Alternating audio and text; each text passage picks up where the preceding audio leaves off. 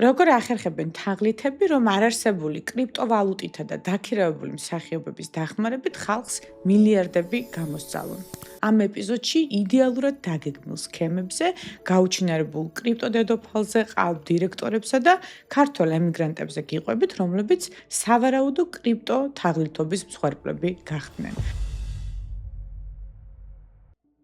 2016 წლის ივნისი ლონდონი უემბლის არენა სცენაზე ქალი გამოდის მუქი წითელი კაბით, ფონზე არის ხელოვნური ცეცხლის შადრევნები, მუსიკა და დარბაზში ათასობით ადამიანია. It is really a pleasure for me to be here. ქალი, რომელსაც აუდიტორია კრიპტო დედოფალს ეძახის, მიკროფონს იღებს და ამბობს, რომ 2 წელიწადში ბიტკოინი აღარავის ემახსოვრება და მომავალი OneCoin-ს ეკუთვნის. OneCoin, who is supposed to be the Bitcoin killer. მისი სახელი რუჯა იგნატოვაა.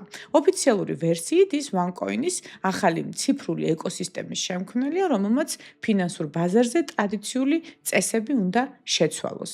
დარბაზი ტაშს უკრავს, არავინ იცის, რომ ზუსტად ამავე პერიოდში იგნატოვა პარტნიორს პირად მიმოწერაში ეუბნება.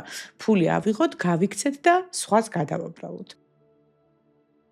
OneCoin-ი არც არასდროს ყოფილა რეალური კრიპტოვალუტა, სისტემას ბლოკჩეინიც კი არ გააჩნდა, თუმცა ჰქონდა ის, რაც იმ მომენტში ტექნოლოგიაზე მძლავრი ინსტრუმენტი აღმოჩნდა, სცენა, დიპლომები და სანდოობის ილუზია. შედეგად ინვესტორებმა ამ სქემაში $4 მილიარდ მეტი ჩადეს. 2017 წელს იგნატოვა სოფიის აეროპორტში ათენის რეისი ავიდა, მას შემდეგ ის აღარავის უნახავს.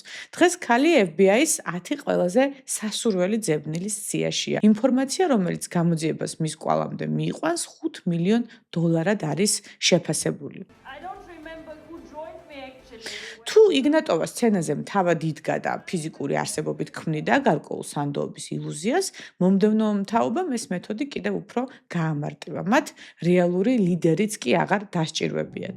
2021 წელს პლატფორმა Hyperverse-მა ინვესტორებს ახალი დირექტორი სტივენ რის ლუისი წარუდგინა, რომელსაც ჰქონდა კემბრიჯის დიპლომი, ესეთი ძლიერი პორტფოლიო და სტივ ვოზნიაკისა თუ ჩაკ ნორისის ვიდეო რეკომენდაციები. სანამ ჟურნალისტები მარტივი სატელეფონო ზარებით გაარკვევდნენ, რომ არც უნივერსიტეტის და არც ბანკის ბაზებში მსგავსი ადამიანი არ იძებნებოდა, ამ ფასადმა $1.3 მილიარდი შეაგროვა.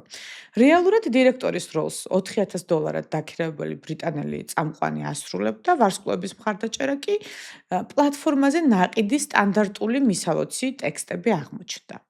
თუ გსურთ მხარი დაუჭიროთ iFacts, მაშინ გახდით ჩვენი community-ის წევრი, თვეში $20 სანაცვლოდ ჩვენგან გადამოწმებული ინფორმაციას, ფაქტებსა და ხანდახან საჩუქრებსაც მიიღებთ გამოწერისთვის აი ამ ბმულზე გადმოდით. 2026 წლის ზაფხული საქართველო. ამ ამბებს ათასობით კილომეტრი გვაშორებს, მაგრამ მსგავსი სქემა ჩვენთანაც მეორდება. მოდით ციფრული საფულების კვალს საქართველოშიც მივყვეთ და ვნახოთ, როგორ მუშაობს ეს მოდელი შიგნიდან, ისე როგორც ამას თავად პროცესის უშუალო მონაწილეები აღწერენ.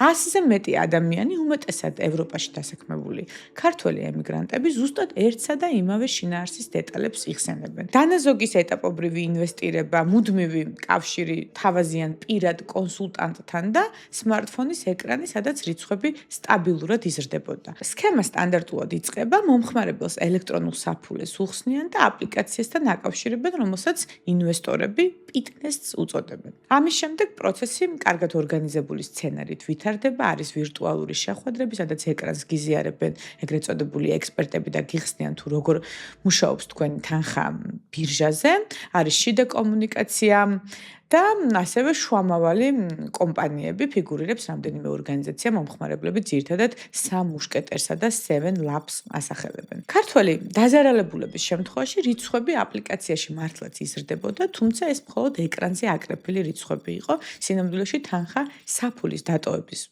წამიდან ორგანიზატორების სრულ კონტროლ ქვეშ გადადიოდა. ერთ დღესაც თანხის გატანის ფუნქცია შეიზღუდა, მერე კი პლატფორმა საერთოდ გაქრა.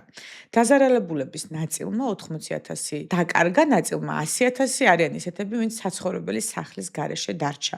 ისინი ახლა გენერალური პროკურატურისგან გამოძიების დაწყებას ითხოვენ, ამ ეტაპზე საქმეზე ბრალი არც არავისთვის წაუყენებიათ. როგორ იძიებენ ასეთ შემთხვევებს ჟურნალისტები თუ ფული უჩინარ კრიპტოშია? პარადოქსი ის არის, რომ ბლოკჩეინი საჯარო წიგნია, ყოველი ტრანზაქცია იქ სამუდამოდ რჩება, ანალიტიკოსები საფულეების ჯაჭვებს მიყვებიან და ასე დაითვალეს მაგალითად ჰაიპერვერსის გამქრალი მილიარდები.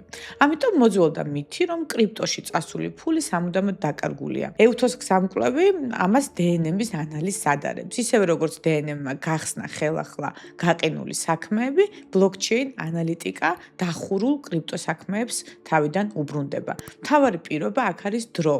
პირველ საათებში ბანკს ან ბირჟას ხშირად ჯერ კიდევ შეუძლია გადარიცხვის გაყინვა.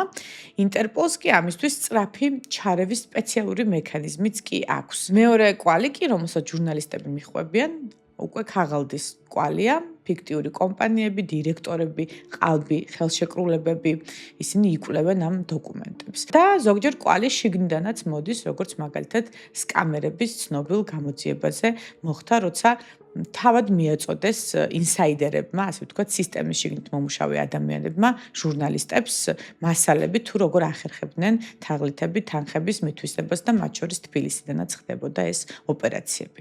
თბილისური კოლ-ცენტრის ოპერატორები ბოლო ცნობებით ისევ მუშაობენ და მსხვერპლებთან კვლავ რეკავენ. თუ ამას უყურებ და საკუთარ თავს ცნობ, 4 წესი EUTHOS გზამკვლევიდან, რომელიც კრიპტო დანაშაულების გამოძიებას ეხება.